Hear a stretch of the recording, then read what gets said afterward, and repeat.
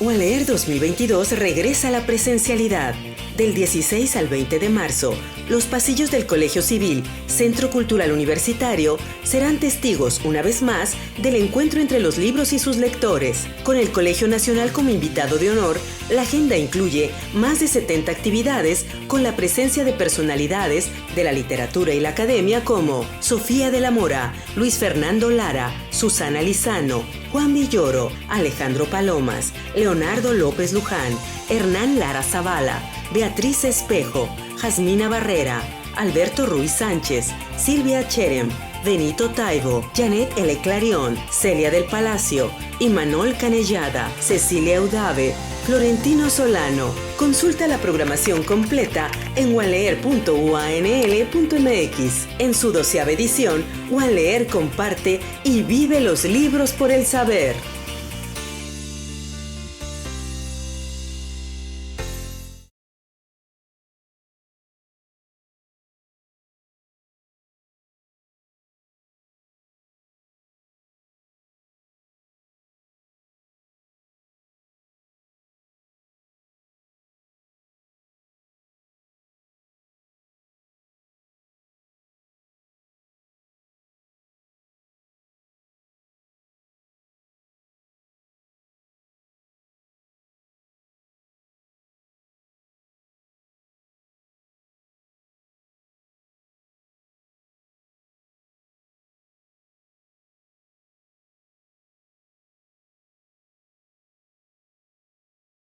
UALEER 2022 regresa a la presencialidad.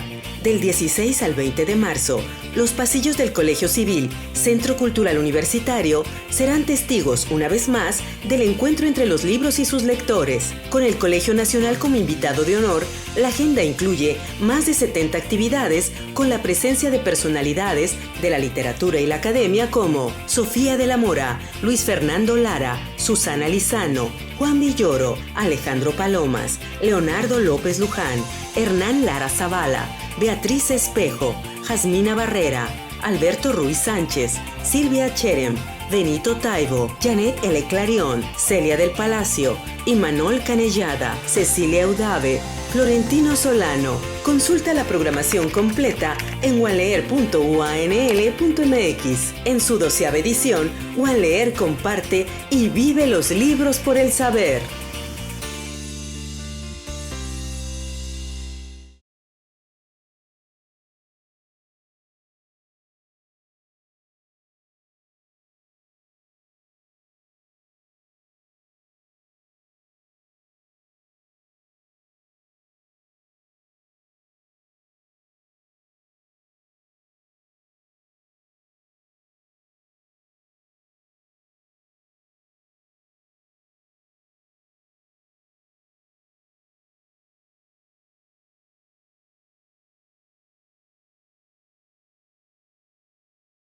UALEER 2022 regresa a la presencialidad.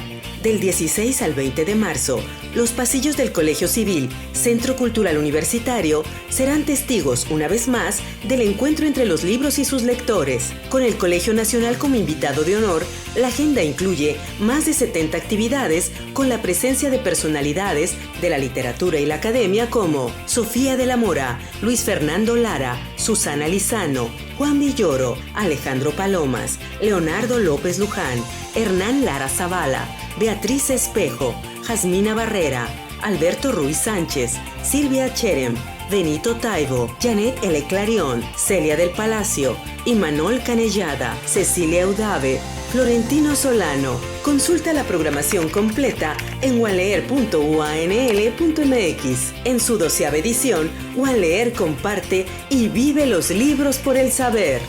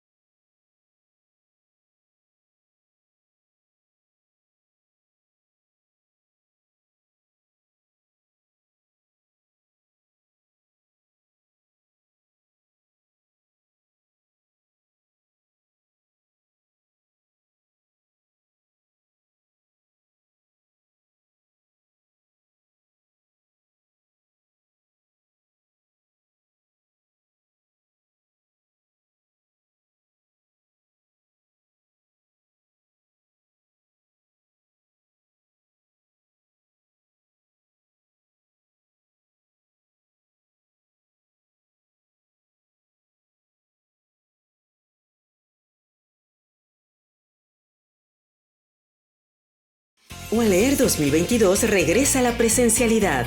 Del 16 al 20 de marzo, los pasillos del Colegio Civil, Centro Cultural Universitario, serán testigos, una vez más, del encuentro entre los libros y sus lectores. Con el Colegio Nacional como invitado de honor, la agenda incluye más de 70 actividades con la presencia de personalidades de la literatura y la academia como Sofía de la Mora, Luis Fernando Lara, Susana Lizano, Juan Villoro, Alejandro Palomas, Leonardo López Luján, Hernán Lara Zavala, Beatriz Espejo, Jasmina Barrera, Alberto Ruiz Sánchez, Silvia Cherem, Benito Taibo, Janet L. Clarion, Celia del Palacio, Imanol Canellada, Cecilia Udave, Florentino Solano. Consulta la programación completa en wanleer.uanl.mx. En su 12ª edición, UANLEER comparte y vive los libros por el saber.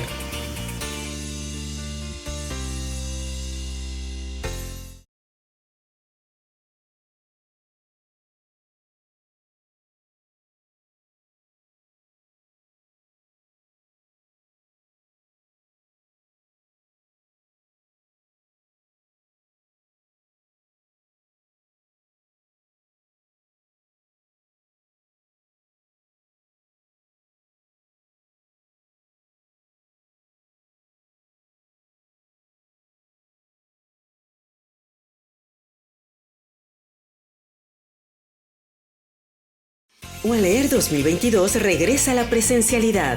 Del 16 al 20 de marzo, los pasillos del Colegio Civil, Centro Cultural Universitario, serán testigos, una vez más, del encuentro entre los libros y sus lectores. Con el Colegio Nacional como invitado de honor, la agenda incluye más de 70 actividades con la presencia de personalidades de la literatura y la academia como Sofía de la Mora, Luis Fernando Lara, Susana Lizano, Juan Villoro, Alejandro Palomas, Leonardo López Luján, Hernán Lara Zavala, Beatriz Espejo, Jasmina Barrera, Alberto Ruiz Sánchez, Silvia Cherem, Benito Taibo, Janet L. Clarion, Celia del Palacio, Imanol Canellada, Cecilia Udave, Florentino Solano. Consulta la programación completa en wanleer.uanl.mx. En su 12ª edición, UANLEER comparte y vive los libros por el saber.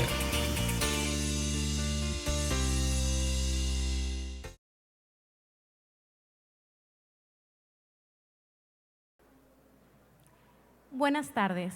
La Universidad Autónoma de Nuevo León, a través de la Secretaría de Extensión y Cultura, les da la más cordial bienvenida a esta Feria Universitaria del Libro UANLEER 2022, que con el lema de Libros por el Saber y con el Colegio Nacional como institución invitada, nos recibe con entusiasmo después de 2 años de pausa.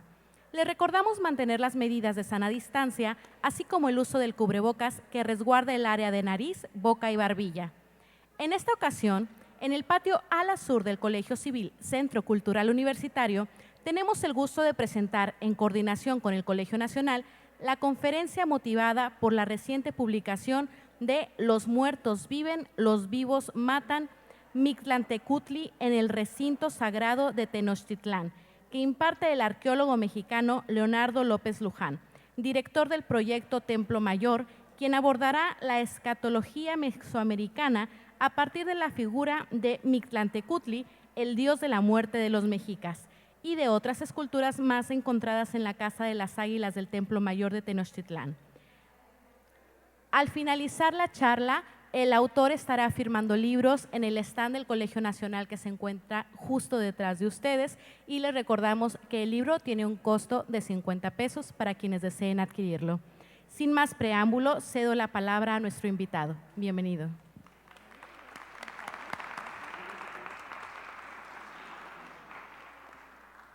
Muy buenas noches, tengan todos ustedes. Es un enorme placer estar aquí en la bellísima ciudad de Monterrey después de 2 años de pausa, ¿no? Como bien mencionaron, ¿no? Después de esta larguísima e inacabable pandemia, pues es muy grato volver a esta ciudad, y para mí tiene un doble significado, porque mi padre, quien acaba de morir se me hizo un nudo en la garganta hace unos pocos meses, estudió aquí precisamente en esta institución hace ya 70 años exactamente. Entonces para mí es tiene, como les decía, ese doble significado.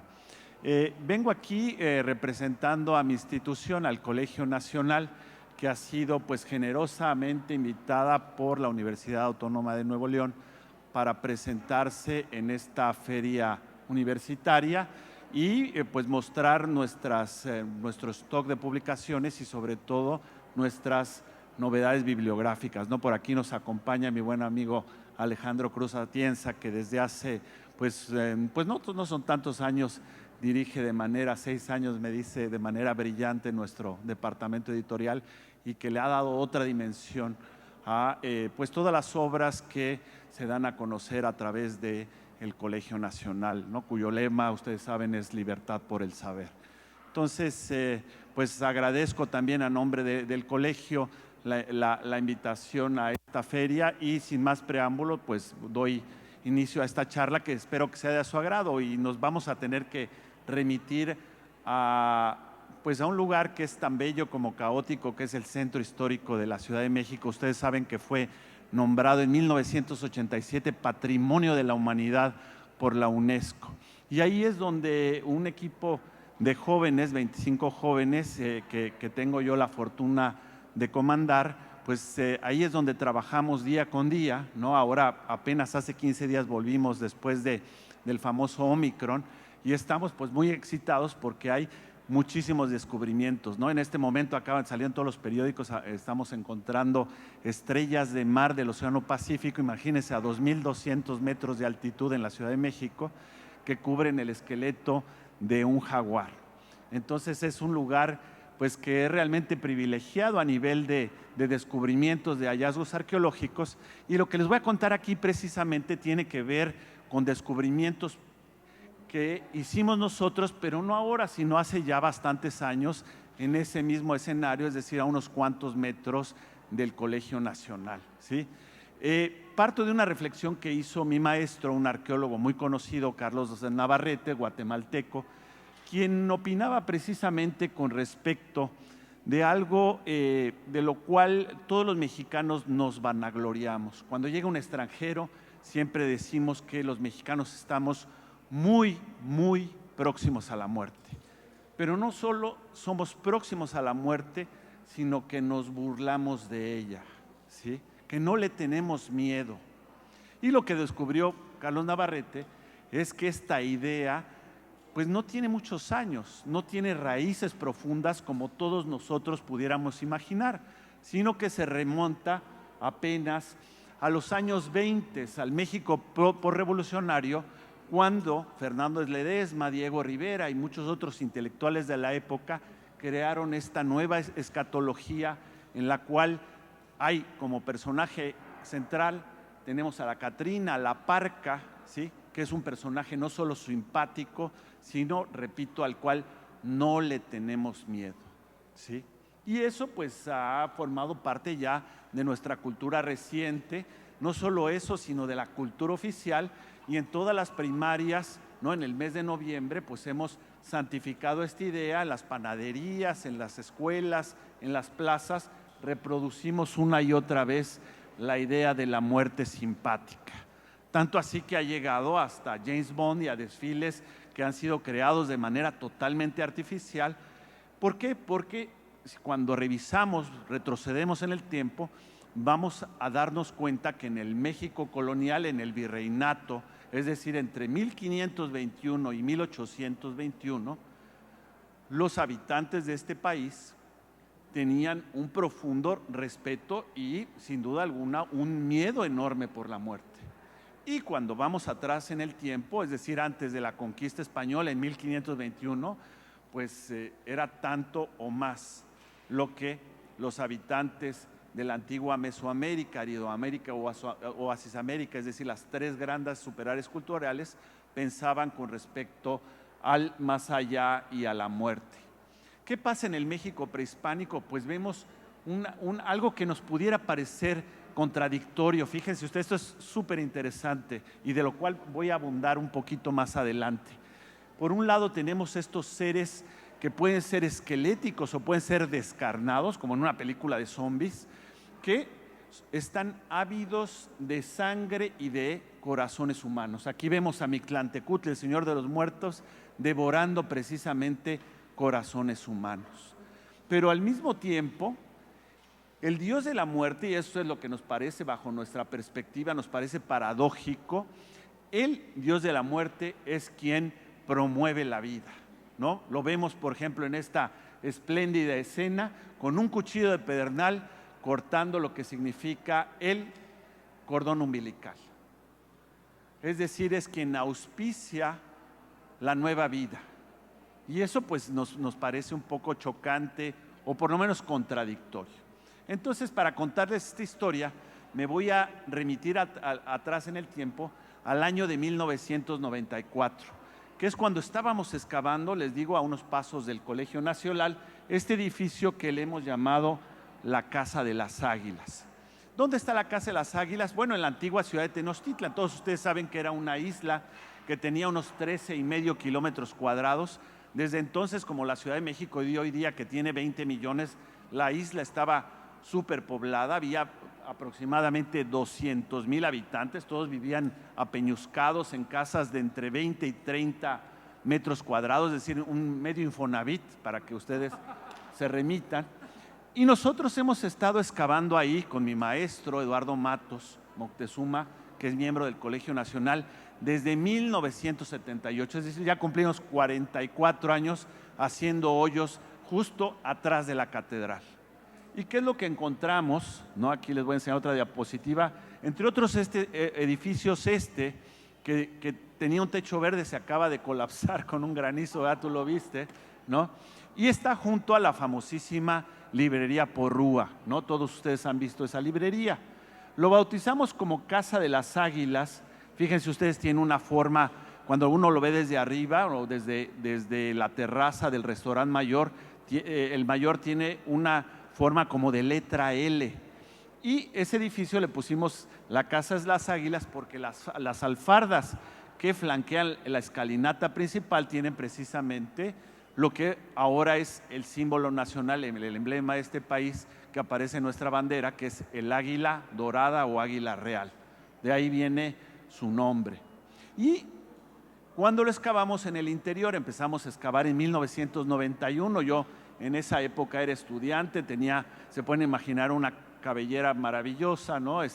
Cuando era estudiante, hallamos estas esculturas que son de cerámica, ahora las exhibimos en el Museo del Templo Mayor, son de este tamaño, ¿no? Tamaño natural, son espectaculares, son dos, ¿no? Que flanqueaban uno de los accesos, ¿no? Ahí es precisamente cuando comenzamos nosotros, mi equipo, la mayoría son puros chavos, empezamos a excavar en los años 90 el interior de ese edificio.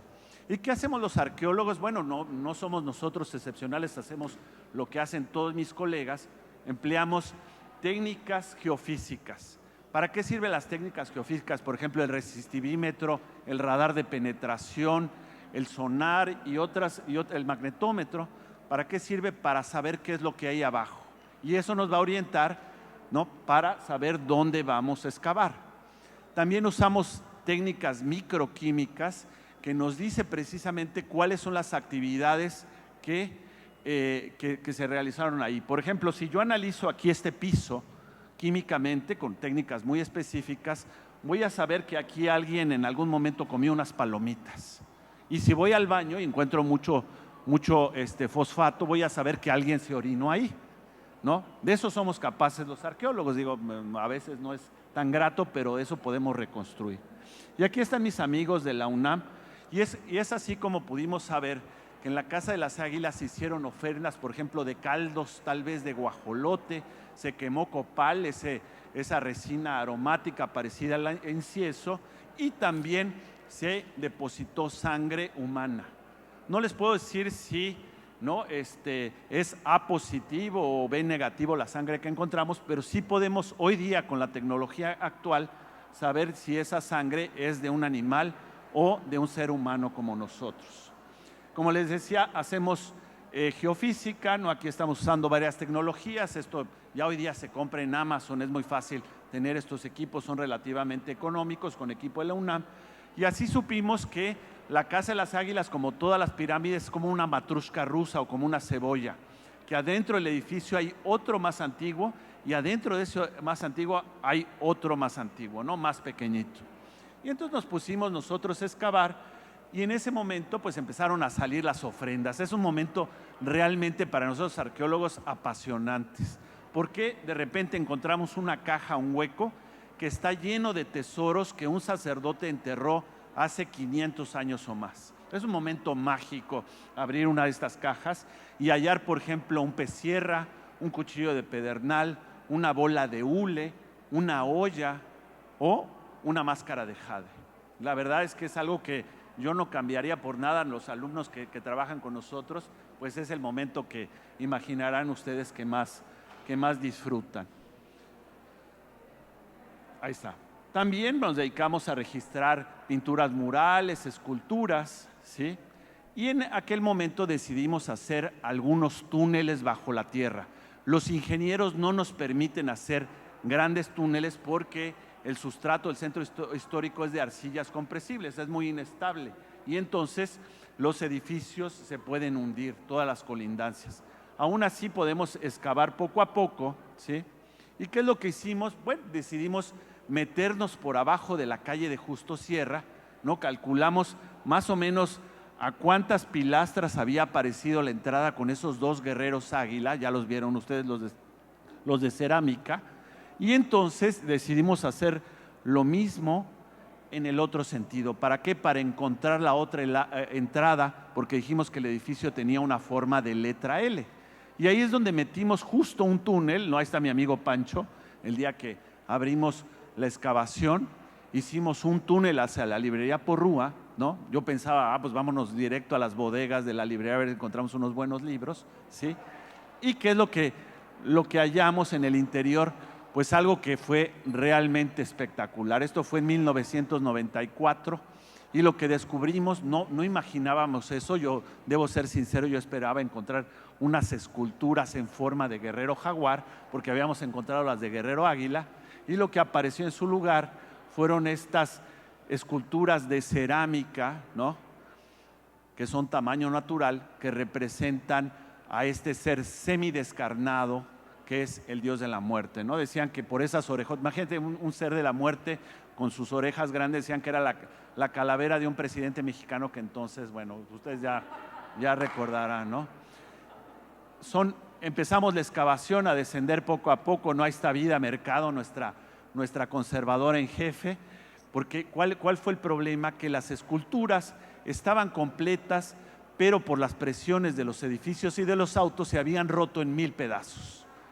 Y entonces tuvimos que hacer la excavación con toda calma y de hecho los arqueólogos en esos casos no tocamos las esculturas, sino es el equipo de conservación, las restauradoras quienes están capacitados para ellos. Las desmontamos, poco a poco las fuimos llevando al taller, ¿sí? Y fíjense, esto es para un experto en rompecabezas. Este es un rompecabezas de dificultad 5, ¿no? ¿Por qué? Porque fueron miles y miles de piezas de todos los tamaños las que tuvieron que poner en su lugar, ¿no? Que unir los restauradores. Tardaron más de un año en cada una de las piezas, ¿no? Hasta lograr el resultado final, ¿no? Ahí está Vida uniendo estas esculturas en el taller de conservación del Museo del Templo Mayor. Y como las piezas eran muy pesadas, pesaban más de 120 kilos, tuvimos que hacer una estructura metálica que sirviera como alma sustentante. Este es el resultado final, que es realmente espectacular, ¿no? Los chicos que estudian hoy día en la escuela de conservación, hay varias escuelas de conservación, la más importante está en la Ciudad de México, en Churubusco, hay otra muy famosa que es la creo que está en Guadalajara. Los chicos que egresan de ahí pues son realmente de un altísimo nivel. Y este es el resultado, 2 esculturas que hoy día pues son los tesoros de nuestro museo. Una de ellas se exhibe de manera permanente, siempre está en nuestra sala 4, y en cambio la otra siempre está itinerando, ¿no? Ahora acaba de pasar, estuvo en Stuttgart, luego pasó a Viena, ahora en este momento está en Leiden, en Holanda, y la próxima semana una de las restauradoras se la lleva a Seúl, en Corea. Lo interesante es que estas esculturas, como pasa también con muchas esculturas de piedra, estas son de cerámica, ¿no? Estaban policromadas. Y encontramos estos círculos amarillos que nos remiten precisamente a esos símbolos amarillos con puntos rojos que significan en el arte mesoamericano la descomposición. A diferencia de las caricaturas de Posada como las que vimos hace rato, que son esqueletos, la mayoría de las ocasiones el dios de la muerte, Mictlantecutli, o el dios A entre los mayas, es un cadáver en putrefacción. Y eso es lo que vemos aquí, ¿no? Entonces lo que hallamos fueron a este ser que, como les decía, está ávido de sangre y de corazones humanos. No hallamos obviamente las estolas de papel, el cabello crespo, ¿no? El cabello rizado es el propio en aquella época es el propio de la gente espantosa, ¿no? Los mexicas consideraban que la gente bella tenía el cabello totalmente lacio, ¿no? Lo siento para los que veo por aquí en el público que tienen el cabello rizado, ¿no?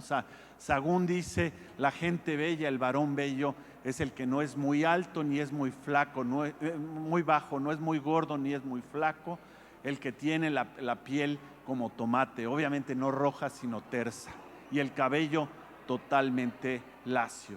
Entonces es muy interesante que la antítesis de la belleza pues la represente precisamente Mictlantecutli, que es el señor del mundo de los muertos. Esto fue lo que encontramos nosotros en la excavación, es una puerta flanqueada por estas dos esculturas, ¿no? Que conducía hasta la librería Porrúa, de manera que la puerta que ingresaba hacia el este estaba flanqueada por los dos guerreros águila, y la puerta que llevaba al norte, al rumbo de los muertos, por estas dos esculturas del Señor de la Muerte, ¿no? Más o menos uno de mis estudiantes, cuando las encontramos, hizo la reconstrucción de cómo se verían estas esculturas. No creo que sea muy atinada, pero no deja de ser interesante, ¿no? ¿Qué es lo que hicimos nosotros? Utilizamos pues tecnología de punta para estudiar estos objetos. Entre otras cosas, usamos la activación neutrónica, mandamos muestras al reactor nuclear de Missouri y nos dicen allá, al analizar las piezas, la arcilla que se usó para confeccionar estas dos esculturas es arcilla del lago que rodea Tenochtitlan. Es decir, lo más probable es que se hayan manufacturado las dos piezas en la misma isla, en la capital imperial, y en un taller comandado por un maestro donde habría, como en la Edad Media europea y en el Renacimiento, donde habría ayudantes y aprendices, ¿no? Un trabajo sin duda colectivo. Las esculturas, como se requiere como no se lograba una alta temperatura, tenían que ser cosidas en segmentos ensamblables, en este caso 6 piezas. Ahora, esto fue realmente espectacular. Cuando lo estábamos excavando, descubrimos que en la cabeza y toda la espalda, no en las axilas, no en la entrepierna, había una materia más o menos como de 1 centímetro de espesor que era color óxido. Nunca lo habíamos visto. Tomamos muestras, obviamente imaginamos de qué se trataba y hicimos un primer estudio porque vislumbrábamos que se tratara de restos de sangre humana. Hierro dio positivo, ustedes saben que la sangre tiene muchísimo hierro, pero también la arcilla. Entonces tomamos otras muestras, las llevamos al Hospital Siglo XXI, hicimos análisis de electroforesis, hicimos análisis de hemoglobina, más recientemente hicimos análisis de anticuerpos, el famoso ELISA que se usa para identificar el SIDA, y con eso hoy día estamos seguros de que las esculturas, antes de ser enterradas, que fueron enterradas más o menos cuando terminó el reinado de Moctezuma I, es decir, 1469, ¿no? Perdón, estoy yendo en el otro sentido, pues que las imágenes fueron bañadas de sangre. Esto parecería como una fotografía de la época, obviamente no lo es porque no había fotografías, es el Códice Magliabechiano, esto está en Roma, y vean la escena, es espectacular, nos está mostrando una escultura que es prácticamente idéntica a la nuestra, en el momento en que un grupo de fieles está vertiendo sobre ella sangre, le está dando de comer a la escultura. ¿Por qué? Porque con sangre se revivificaba a los dioses, se les alimentaba y se les nutría. Después de encontrar las esculturas, seguimos con la exploración hacia las bodegas de la librería Porrúa, y lo que hallamos fueron estas pinturas que representan lo que nosotros conocemos en náhuatl se llama Xontecoma Tomical, lo que es como la bandera pirata más o menos, es el cráneo humano y las dos canillas, los dos huesos cruzados. En fin, a partir de estos descubrimientos pudiéramos hacer una reflexión sobre qué es la muerte en el México prehispánico, y voy muy rápido al respecto. ¿No? En el México prehispánico, ¿no?, hay imágenes del dios de la muerte, desde unas realmente espectaculares, como esta imagen de la vida y de la muerte que se remontan al preclásico, desde el 2000 antes de Cristo. En Chiapas, por ejemplo, en Izapa, hay estas representaciones de esqueletos en las estelas del periodo preclásico, y es en el clásico, es decir, entre el 150 y el 650 después de Cristo, cuando la imagen de la divinidad se reproduce por doquier, sobre todo en el centro de México, en Veracruz y en Occidente. En el área maya no es tan común. El sarcófago de Pacal, por ejemplo, representa una mandíbula enorme que evoca el inframundo dentro del cual se colapsa el rey Pacal, ¿no? Es su monumento funerario. Y para el posclásico sí, ya los mayas empiezan a plasmar estos esqueletos o estos cadáveres en descomposición. Obviamente los mexicas, ¿no?, fueron los grandes maestros de la representación de la muerte, sea como esqueletos o sea como individuos que están dando ya su último suspiro. No solo hay imágenes de dioses, sino también de diosas como la Ciguateteo, como Mictecacíhuatl. Hay muchas imágenes femeninas sentadas en posición femenina, y toda una serie de animales que nos remiten a ese inframundo temible al cual se llegaba después de descender 9 pisos, ¿no? Como el murciélago, el escorpión, el búho, la araña, son los animales del Señor de la muerte, ¿no? Son representaciones muy comunes. En el calendario tenemos meses completos, veintenas, los meses de aquella época eran de 20 días, y no solo eso, días enteros que estaban, ¿no?, relacionados con el más allá y con la muerte. Por ejemplo, el día Miquistli en el calendario mexica divinatorio. Y siempre con la idea de ese ciclo eterno entre la vida y la muerte, la vida que genera la muerte que genera la vida, ¿no? El tiempo no era concebido como un trazo lineal, como nosotros, ¿no?, pensamos en él, sino como ciclos, ¿no?, que comenzaban con un alfa, terminaban con un omega y se volvían a reproducir de manera incesante, ¿no? Así con estos dos dioses. Y en ese sentido, ¿no?, los mexicas, ustedes saben que el arte erótico para ellos era prácticamente inexistente. Era un pueblo muy mojigato, muy recatado. No hay representaciones, por ejemplo, de sexo explícito como sucede entre los moches o en la India o en China o en Japón. Aquí tenemos estas representaciones metafóricas. Este es el Códice Lod, que está en Inglaterra, donde nos muestra cómo el dios de la muerte está presenciando, ¿no?, el acto sexual, que se figura aquí con el descenso de un ave. Obviamente el varón, ¿no?, que con su pico toca a la mujer y ella de inmediato queda embarazada. Siempre la muerte presenciando la generación de la vida. Aquí esta es la imagen que ya mostré, Mictlantecutli cortando con su cuchillo de pedernal el cordón umbilical, o los dioses del maíz. Vean cómo tienen muy bien marcadas sus mandíbulas, ¿no? Los dioses de la muerte están haciendo crecer al joven maíz. Esta es la idea básica: la muerte engendra y fomenta la vida. Y de manera opuesta y complementaria, la muerte tiene que ver con el sacrificio humano, con este ser que devora corazones y sangre, ¿no? Las máscaras que encontramos en el Templo Mayor que representan al dios de la muerte son muy comunes, con su nariz y su lengua en forma de cuchillo de pedernal. ¿no? Aquí vemos al dios de la muerte empujando un bulto mortuorio, ¿no?, dentro de las fauces de Tlaltecutli y de la diosa de la tierra para que el muerto se vaya al más allá hasta el Mictlán. Y cómo le dan de comer, ¿no? Esa es la idea contrapuesta, ¿no? Mi buen amigo Juan Villoro no recordará Benzulul de Heraclio Cepeda, ¿no? Hay un momento que es realmente mágico cuando Benzulul, que era un niño, sale de la selva y le dice a la abuela: abuela, tengo miedo. Y le dice: ¿por qué, Benzulul? Es que fui al monte. Y le dice a la abuela: no tengas miedo. Y le dice: ¿por qué? Porque ahí hay muertos y los muertos viven. Ten miedo de los vivos porque los vivos matan. Y obviamente esa es una prefiguración de lo que le sucedería al poco tiempo al pobre Benzulul.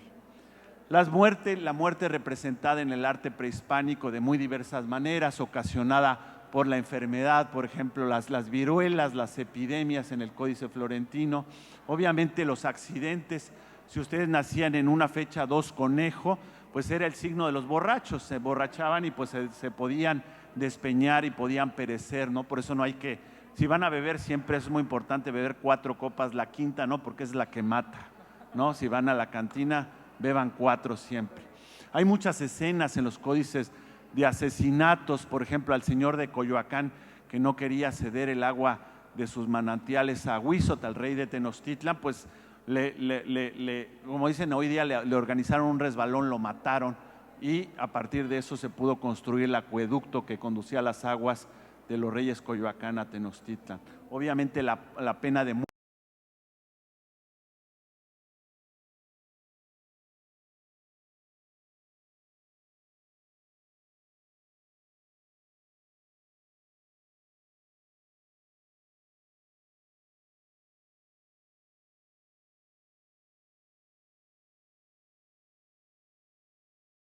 muy púdicamente con una cobijita, uno imagina lo que pasa abajo de la cobijita, ¿no?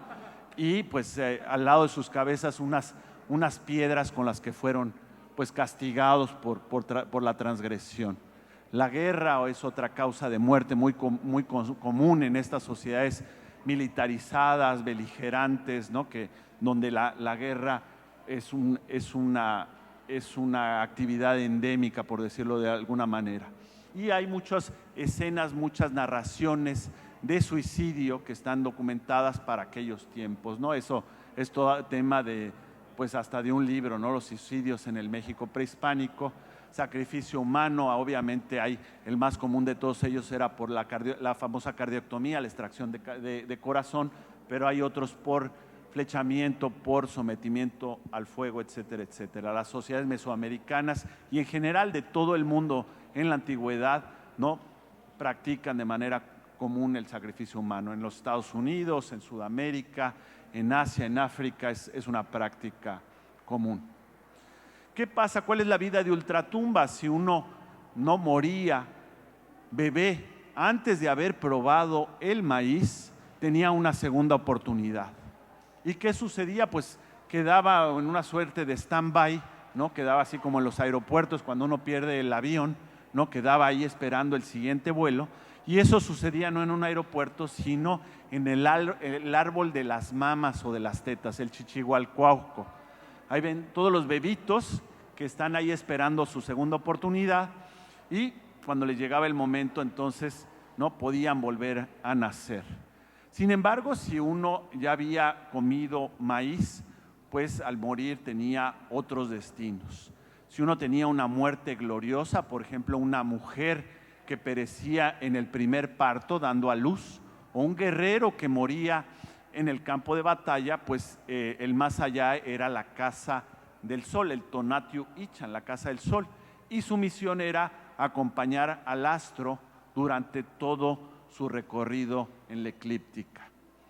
En cambio, si uno moría, por ejemplo, una causa relacionada con el agua, ahogado, que era muy común, tocado por un rayo, por hidropesía, pues uno iba a una suerte de paraíso que se llamaba el Tlalocan.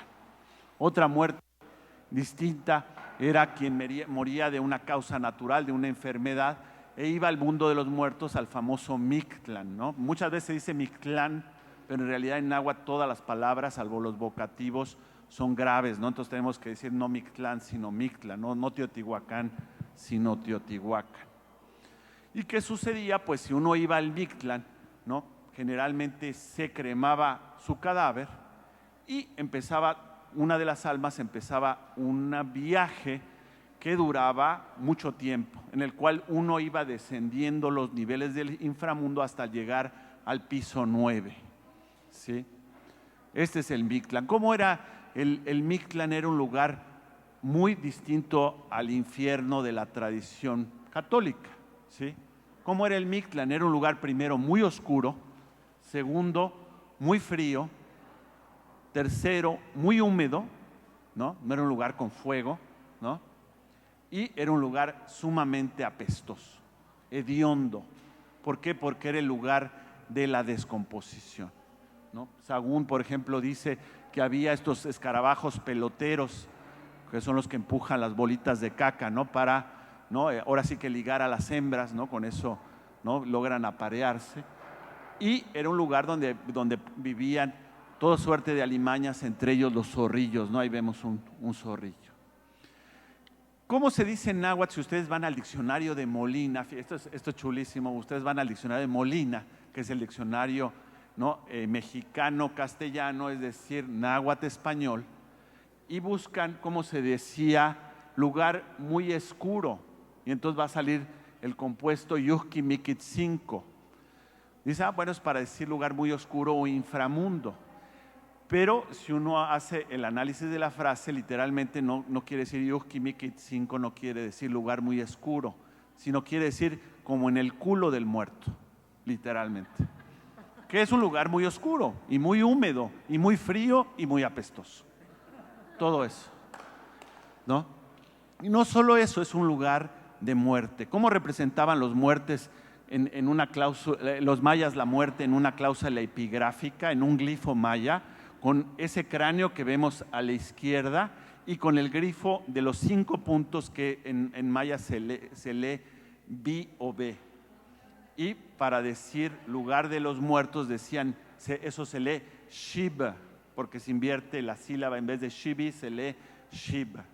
Y de ahí viene la palabra maya para el inframundo, para el Mictlán, que es Xibalbá. Todos ustedes han oído la palabra Xibalbá, ¿sí? Si se va uno al diccionario Maya Cordemex, ¿no? Y encuentra uno la palabra Xibil, va a darse cuenta que el mundo de los muertos también significa, como verbo, temblar de miedo. Es un lugar que da mucho miedo. Entonces, totalmente falsa esta idea, ¿no? De que los mexicanos, por lo menos de aquella época, ¿no? Se burlaban de la muerte y que no le temían. La escultura que encontramos, ¿no? Ustedes recordarán que tiene al centro un elemento que pende y que es muy voluminoso. Cuando apareció, ¿no? Al principio no lo habíamos percibido bien y hubo varias hipótesis, ¿no? Algunas de ellas basadas en las ideas de este sabio alemán que era Eduard Seller, que interpretó ese elemento prominente que cuelga de la caja torácica como un corazón o sangre. Seller tenía un estudiante que lo odiaba, que era Hermann Bayer, ¿no? Los dos vivieron aquí en México y Hermann Bayer dijo, mi maestro está perdido, no sabe exactamente de qué se trata, no es un corazón, porque los corazones no se representan así, se representan de esta manera. Hoy día representamos los corazones, ustedes saben cómo representamos los corazones, como el melate, ¿no? Que es una convención gráfica. Y dice Bayer, en realidad se trata de un hígado. ¿Qué es lo que tiene Mictlantecutli proyectándose de su caja torácica? Entonces no es un corazón, sino es un hígado. Y glíficamente eso se llama Eli en náhuatl, ¿sí? Eli quiere decir hígado.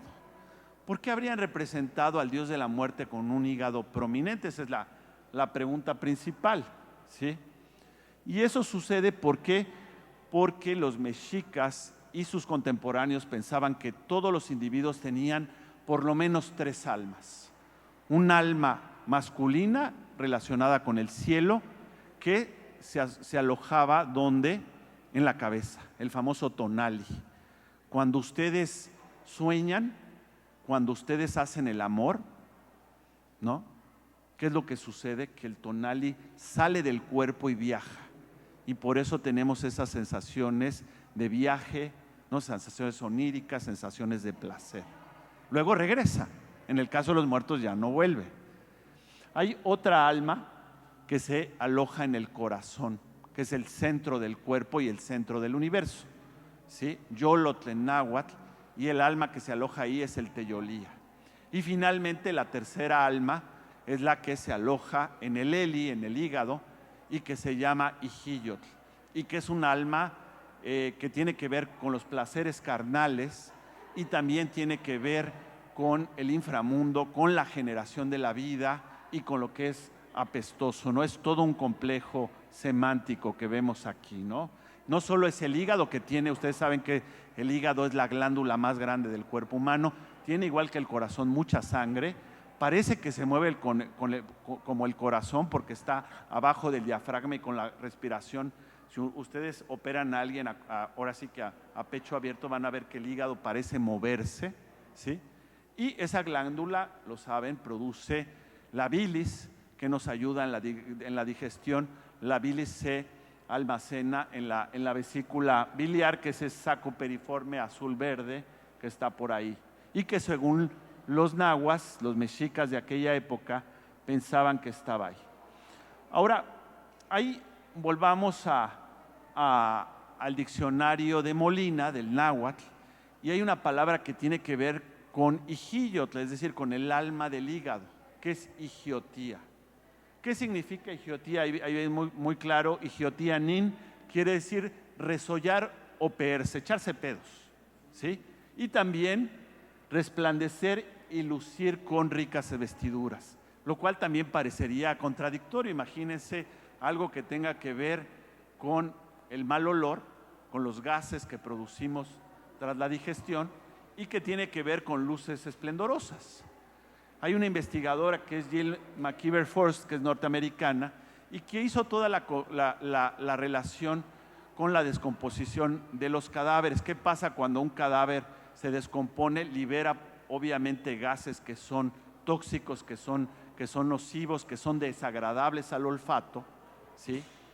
Entre otros la cadaverina, pero también se genera metano, que es un gas inodoro que tiene autoignición.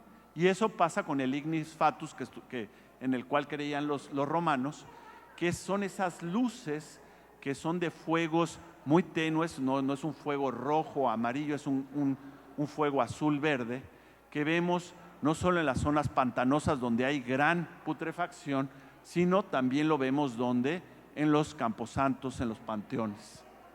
No, eso sucede mucho y que se asocia con la salida de los cadáveres.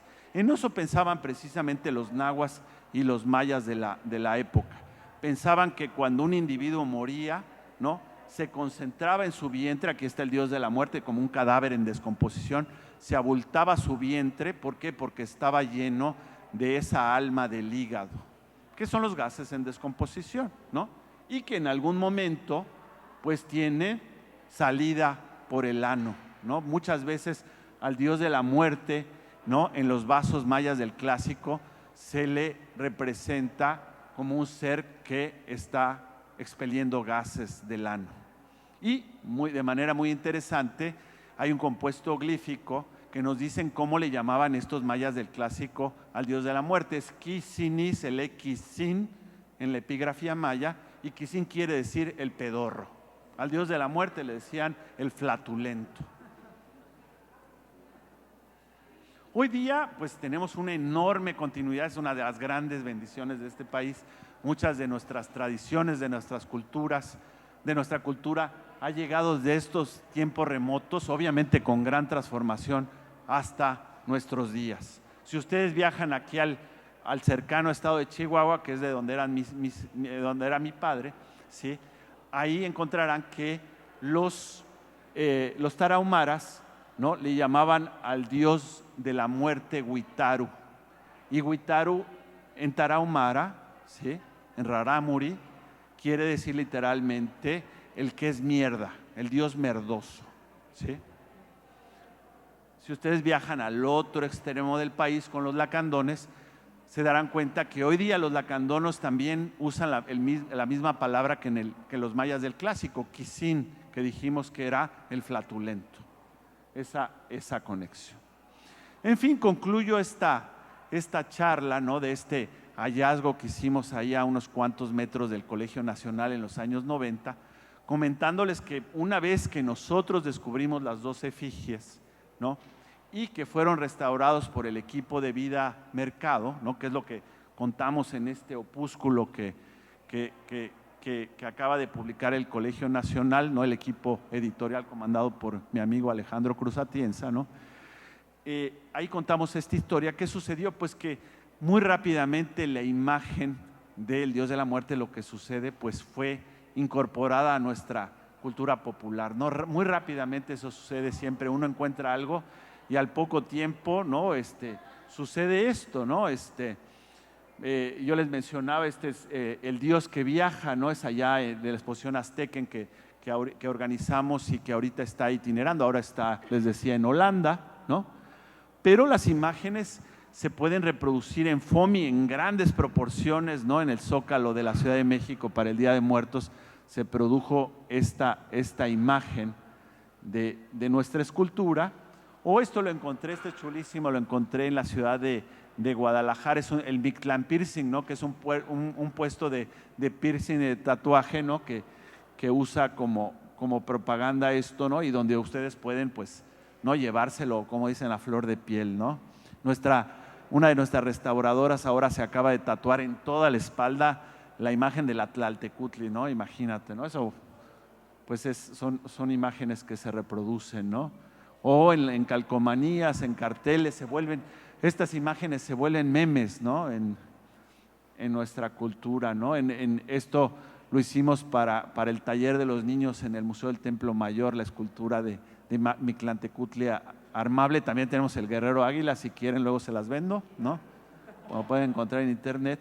O en los Estados Unidos, ¿no?, es una emulación de Liechtenstein, ¿no?, o en Lego, ¿no?, toda la serie, hay una nueva serie en Lego de dioses aztecas y obviamente no podía faltar ahí el señor de la muerte, ¿no? En fin, termino con esta imagen son 2 grandes amigos, uno de ellos es arqueólogo, que están preparando el Museo Gori de los dioses aztecas, así le llaman, ¿no? Los hermanos Cervera, el otro es un gran escultor y están haciendo estas reproducciones que, ¿cómo ves? ¿No? En fin, si están ustedes interesados, el comercial es que todas estas publicaciones, ¿no?, todas estas investigaciones que hacemos en el Templo Mayor, ¿no?, las estamos subiendo a nuestra página web en internet, que es de libre acceso, donde ustedes pueden recuperarlos. Mi amigo Atienza se va a asustar, no está ahí de acá, ¿no?, donde ustedes pueden bajar información sobre nuestras excavaciones, libre acceso PDF, nada más ponen en Google Mesoweb y en este caso mi nombre, Leonardo, y pueden conocer un poco más acerca de estas investigaciones que hacemos en el centro de la Ciudad de México. Si alguien está interesado, entonces el opúsculo está aquí a la venta, ¿no? Como dijeron, precios populares, ¿no? 50 pesos, ¿verdad? Ya estoy como merólico del centro. Bueno, muchísimas gracias, un placer estar aquí de vuelta en Monterrey, y si alguien tiene preguntas o comentarios, estoy para servirles.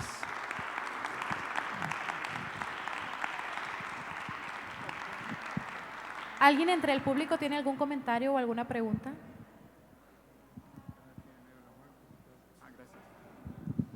Hay una anécdota que comentó el arqueólogo Matos Moctezuma aquí en el Museo de Historia hace algunos años, que tú también conoces el auditorio del Museo de Historia aquí en Monterrey, y decía, estaba fuera de México el arqueólogo cuando encontraron la Coyochoaxtli en el 78.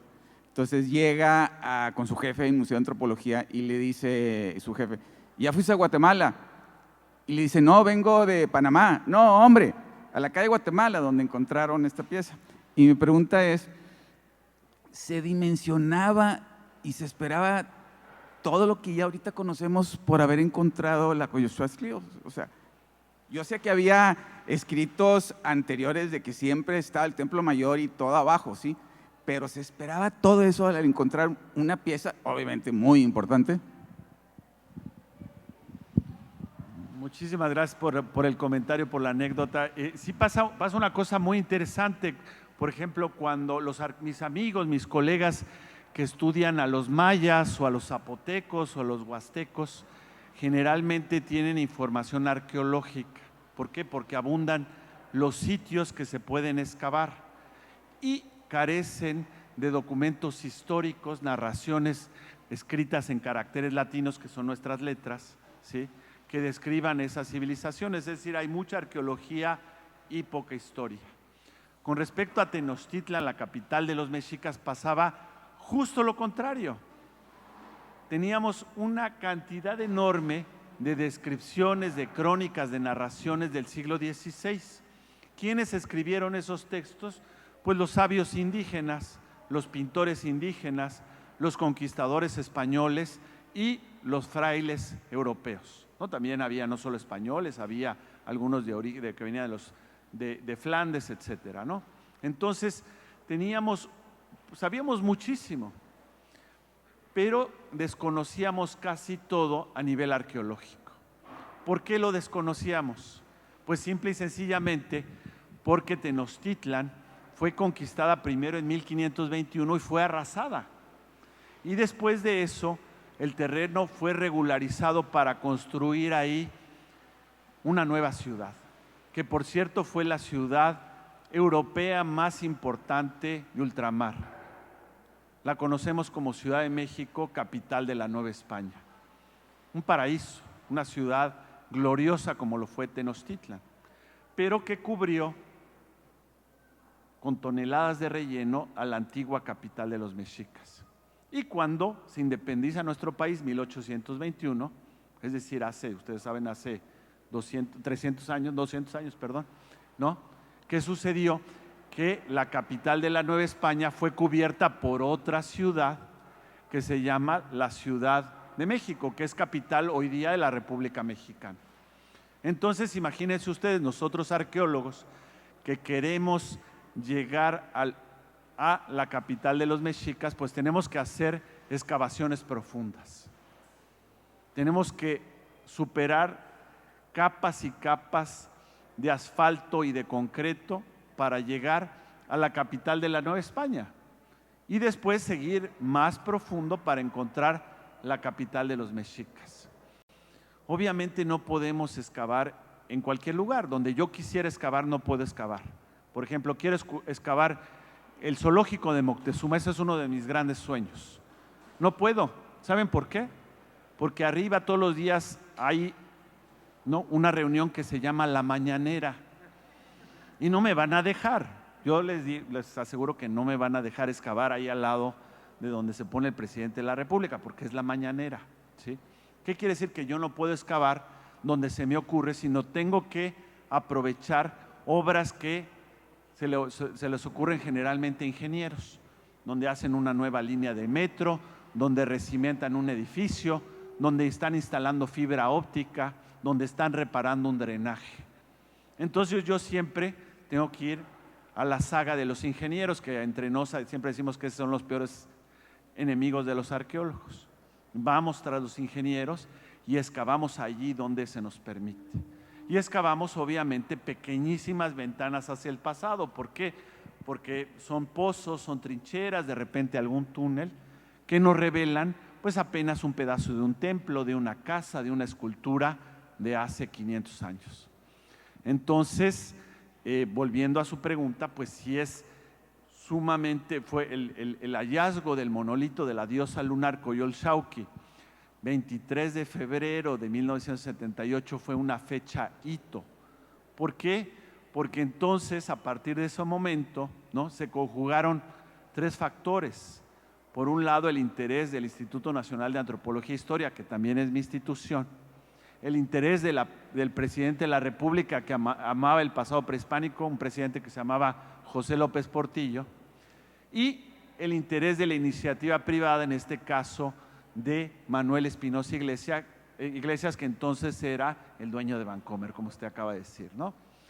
Eso, además, administrábamos la abundancia, había petróleo en esa época, ¿sí? Había dinero, y entonces pudimos excavar una superficie grande, no solo ahí, sino en otros puntos de la Ciudad de México, y se revertió de inmediato la situación. ¿Qué sucedió? Que la antigua Tenochtitlan ya no solo la conocíamos a través de los documentos históricos, sino por primera vez a partir de sus vestigios materiales. Entonces, Matos no lo sabía, nadie lo sabía, pero fue un momento mágico. ¿Por qué? Porque empezamos a descubrir nuestras raíces, ¿no? Los chilangos, que no son las raíces, ¿no? de todos, ¿no? Que abajo de cada gran ciudad pues siempre hay vestigios del pasado. Aquí yo excavo, ¿no? Yo soy arqueólogo y juro que aquí voy a encontrar algo del pasado de los regiomontanos, ¿no? ¿Alguien más tiene, por favor? Sí, ¿qué tal?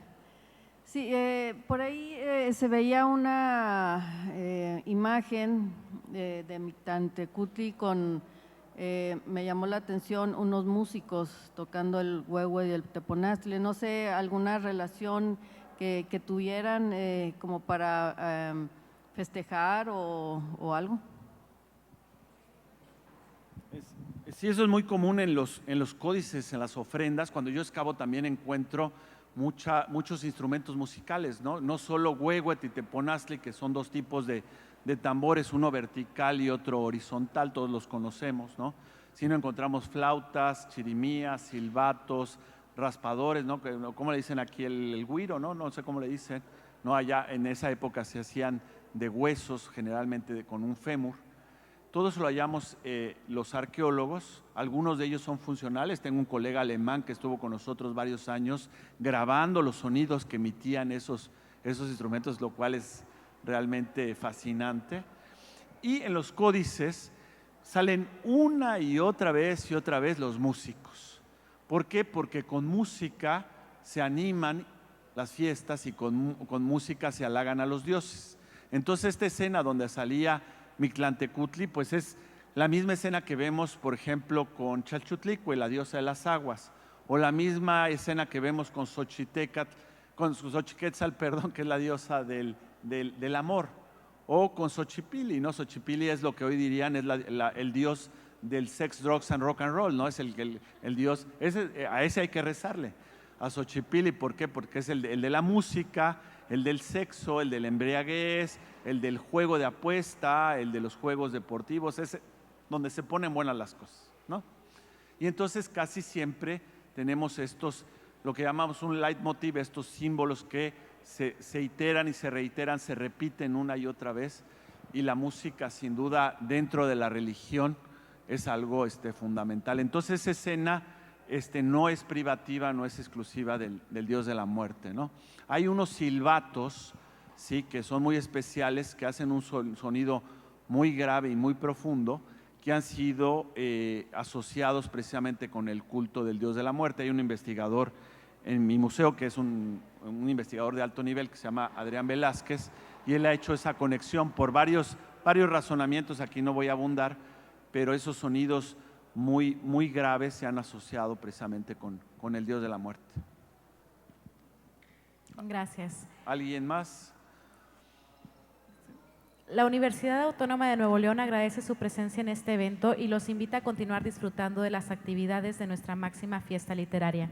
Les recordamos que pueden adquirir la presente obra en el stand del Colegio Nacional, aquí atrás de ustedes, en un precio de 50 pesos. También el autor estará firmando algunos libros. Su opinión es muy importante para nosotros. Los invitamos a llenar nuestra encuesta de satisfacción de los eventos de la feria a través del escaneo del código QR que se encuentra impreso en el módulo de información. Les recordamos guardar las medidas de precaución y sana distancia, y les recordamos que en cada stand hay gel sanitizante. Gracias. Gracias.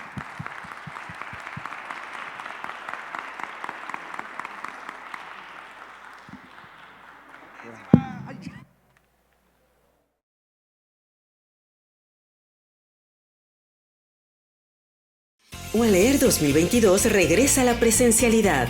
Del 16 al 20 de marzo, los pasillos del Colegio Civil, Centro Cultural Universitario, serán testigos, una vez más, del encuentro entre los libros y sus lectores. Con el Colegio Nacional como invitado de honor, la agenda incluye más de 70 actividades con la presencia de personalidades de la literatura y la academia como Sofía de la Mora, Luis Fernando Lara, Susana Lizano, Juan Villoro, Alejandro Palomas, Leonardo López Luján, Hernán Lara Zavala, Beatriz Espejo, Jasmina Barrera, Alberto Ruiz Sánchez, Silvia Cherem, Benito Taibo, Janet L. Clarion, Celia del Palacio, Imanol Canellada, Cecilia Udave, Florentino Solano. Consulta la programación completa en uanleer.uanl.mx. En su 12ª edición, UANLEER comparte y vive los libros por el saber.